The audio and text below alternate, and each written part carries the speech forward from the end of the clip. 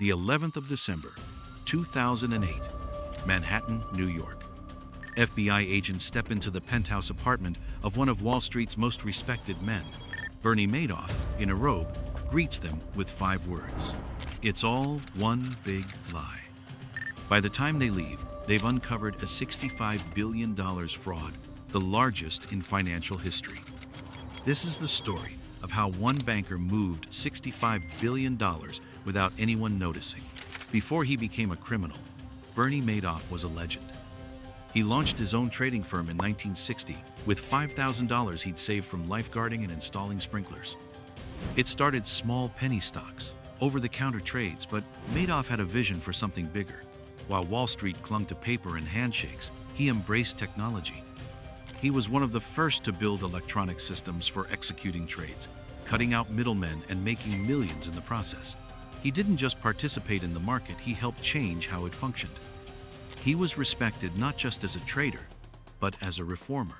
In the 1990s, he served as chairman of NASDAQ, one of the most powerful positions in American finance.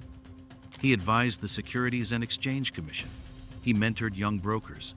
He was consulted on financial regulation and innovation.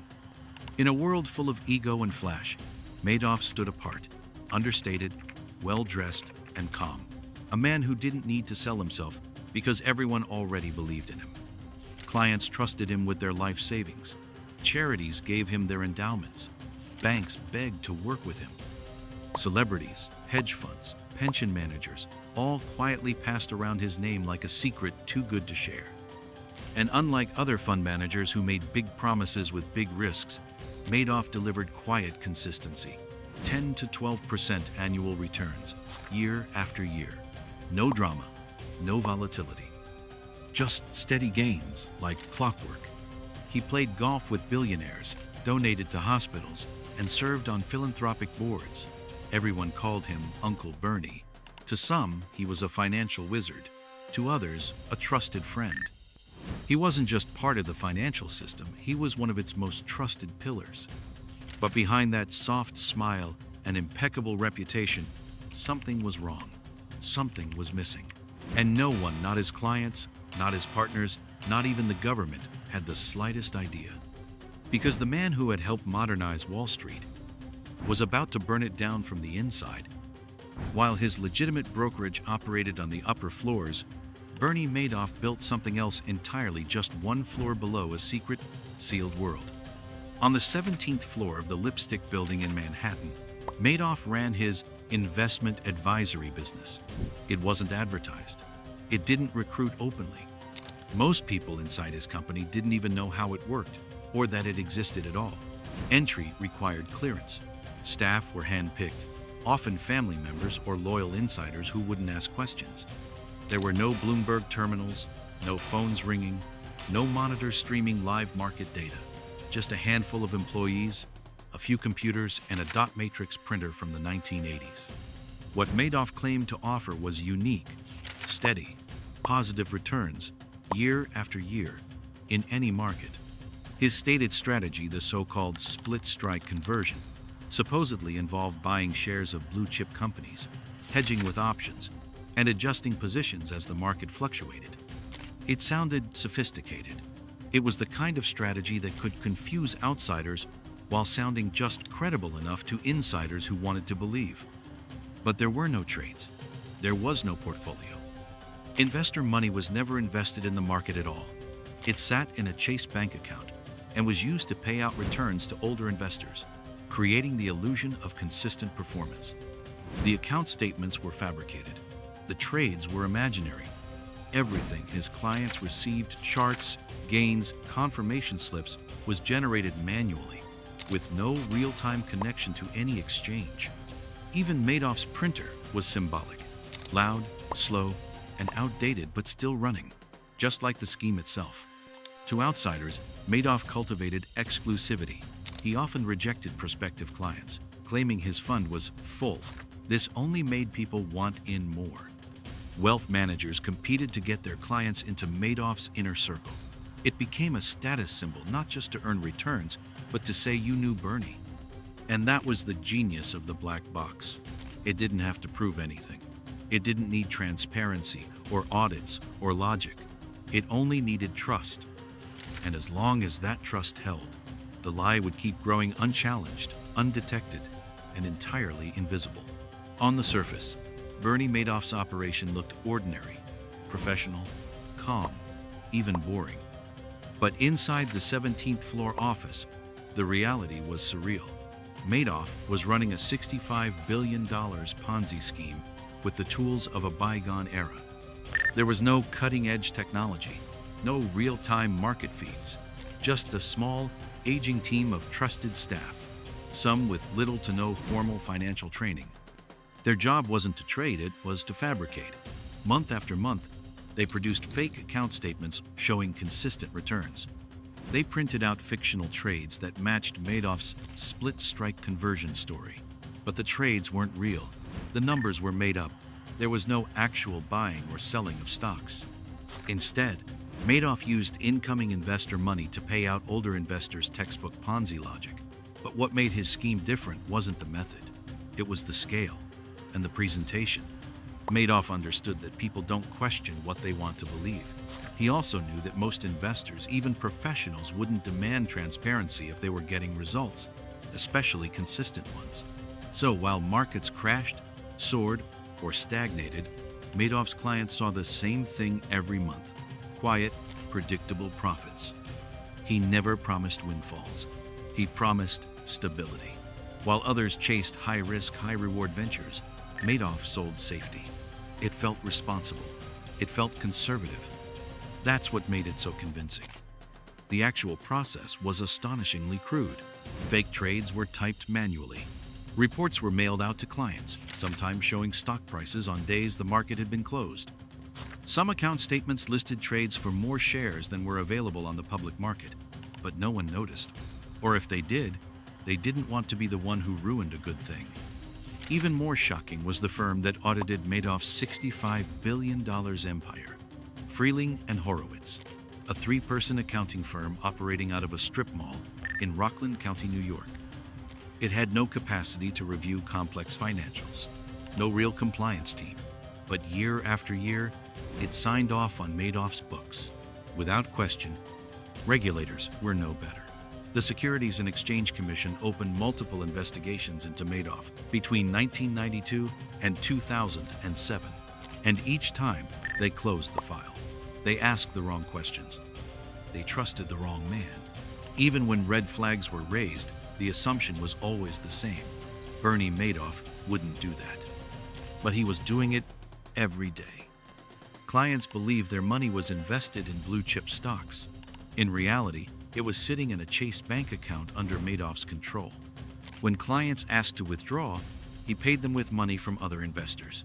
And as long as more people put money in than took it out, the illusion could continue. There was no miracle algorithm, no secret strategy, just an ever-growing lie wrapped in smooth paper, printed with fictional numbers, and delivered by a man everyone wanted to believe. The most disturbing part of Bernie Madoff's scheme wasn't how it worked. It was how long it worked and how many people looked away. Over nearly 2 decades, Madoff's investment advisory business was investigated multiple times by the Securities and Exchange Commission. Whistleblowers submitted detailed warnings. Financial experts raised red flags. But no one, not regulators, not auditors, not industry peers, ever shut him down. Why? Because no one wanted to believe the man at the center of it all could be lying. From the outside, Madoff was the model of financial integrity. He had chaired NASDAQ. He gave to hospitals, universities, and charities. He spoke at conferences and rubbed elbows with senators. He wore expensive suits, drove modest cars, and never flaunted wealth. He was calm, understated, even fatherly. And in a world where appearance often outweighs proof, that was enough. But there were warnings, loud ones. In 1999, a financial analyst named Harry Markopolos submitted a detailed report to the SEC titled "The World's Largest Hedge Fund is a Fraud." He showed mathematically that Madoff's returns were statistically impossible. He proved that Madoff couldn't have been using the strategy he claimed. And he warned that if regulators didn't act, billions would disappear. The report was ignored. Markopolos submitted follow-ups. He called, he visited, he begged the SEC to listen. Still, nothing happened. Part of the failure was technical. The SEC didn't have the right tools or the trained staff to understand complex derivatives or option strategies. But the bigger failure was psychological. Madoff was an industry icon. To accuse him of fraud was like accusing a surgeon of murder. People assumed the numbers were real because they had always been real. Banks didn't ask questions because their clients were profiting. Fund managers didn't push for transparency because being associated with Madoff attracted more money. Everyone was winning, and no one wanted to be the person who ended the party. Madoff knew this. He weaponized trust. He built his empire on silence and reputation. And he understood that in finance, sometimes the illusion of stability is more powerful than the truth. That's how $65 billion moved in and out of one man's office, and no one stopped him. For years, Bernie Madoff's empire operated like a well-oiled illusion. But even the most convincing lie can't survive a reality check. And in 2008, reality hit hard. When the global financial crisis struck, investors everywhere panicked. Hedge funds were hemorrhaging. Banks were collapsing. People wanted their money, and they wanted it fast. Madoff's clients, many of whom had trusted him with their entire fortunes, began calling in their withdrawals. The problem? The money wasn't there. Madoff had no reserves, no actual portfolio to liquidate, just a single Chase bank account and a dwindling supply of new investors. For years, he'd been paying redemptions using incoming funds. Now, the inflow had stopped, and the outflow had become a flood. By December, the scheme was days from imploding. On the 10th of December, 2008, in a private conversation with his sons, Madoff confessed, "It's all one big lie."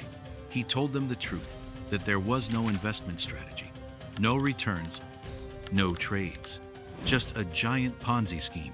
The next day, his sons alerted federal authorities. Madoff was arrested at his penthouse apartment, still wearing his robe. When news broke, it was as if the financial world had been hit by a second collapse. Billionaires lost fortunes. Charities folded overnight. Pension funds were wiped out. Entire families saw their savings evaporate. Some victims had invested directly with Madoff. Others had no idea they were even exposed. Their money had been placed with Madoff through third-party funds, feeder firms, and financial advisors. The web was enormous. The damage was global. And the betrayal was personal. These weren't gamblers chasing risky gains. Many had trusted Madoff precisely because he wasn't flashy, because he had always promised caution, not greed. But that caution had been a disguise the most convincing mask a fraud could wear. In March 2009, Bernie Madoff pleaded guilty to 11 federal felonies, including securities fraud, wire fraud, and money laundering. He showed no remorse. He didn't ask for leniency. He was sentenced to 150 years in prison, effectively a life sentence. But for thousands of victims, the sentence didn't bring closure. The money was gone, the trust was gone, and the man who had ruined them had done it with a smile, a handshake, and a promise of safety. Bernie Madoff was gone, but the damage he left behind was just beginning to surface. In the months following his arrest, investigators uncovered the staggering reach of the fraud. Over 4,000 clients had been affected. Schools, nonprofits, pension funds, retirement accounts, all gutted. Lifelong savings had vanished in an instant. Some victims had to return to work in their 70s. Others never recovered. A handful, overwhelmed by loss, took their own lives. For those tasked with cleaning up the wreckage, the job was monumental. Attorney Irving Picard, the court-appointed trustee, began the painstaking work of recovering money. He couldn't give people back what they'd imagined they'd earned. Those were fictional profits. But he could try to reclaim what had actually been deposited. Over the years, Picard clawed back billions by suing banks, feeder funds, and beneficiaries who had unknowingly profited from the scheme. By 2020, more than $14 billion had been recovered, a historic figure, but still far short of the $65 billion total on paper. Madoff's name became synonymous with fraud. His story entered textbooks, courtrooms, and financial ethics seminars. The term Madoff became shorthand for betrayal on a grand scale. For regulators, it was a moment of deep reckoning. The SEC, humiliated by its repeated failure to act, vowed reforms, new whistleblower programs, better surveillance tools, more independent auditing practices, and stricter oversight of private investment funds. But for many, the damage was already done. And while Madoff sat in a North Carolina prison, his family unraveled. One son, Mark, died by suicide on the second anniversary of Bernie's arrest. The other, Andrew, died of cancer a few years later. Both insisted they had no knowledge of the fraud. Madoff's wife, Ruth, publicly distanced herself, living under a new identity in near total isolation. In 2021, Bernie Madoff died in prison at the age of 82. There were no public memorials, no tributes, no eulogies, just silence. But his legacy endures not in wealth, but in warning. He exposed a fundamental truth, that in the world of finance, reputation can be more powerful than regulation. He showed how greed, fear, and trust can form a dangerous alliance. And he proved that even the most sophisticated systems can collapse under the weight of a single lie. A man, a bank account, and a promise. Bernie Madoff didn't steal money with a weapon. He did it with paper, with calm words, polite smiles, and numbers that looked just close enough to real. That's what made his fraud so dangerous. It didn't look like a crime. It looked like success. He didn't prey on greed alone. He preyed on trust, reputation, and fear of asking the wrong questions. And for years, it worked because no one wanted to believe that someone like him could be lying. But the truth is, anyone can lie. And any system, no matter how advanced, can be fooled if people choose comfort over scrutiny. That's why stories like this matter. If you believe in shining a light on the systems, people, and blind spots that shape our world, then hit like, subscribe, and turn on notifications. Because sometimes, the next great deception is already in motion, and the truth needs a head start.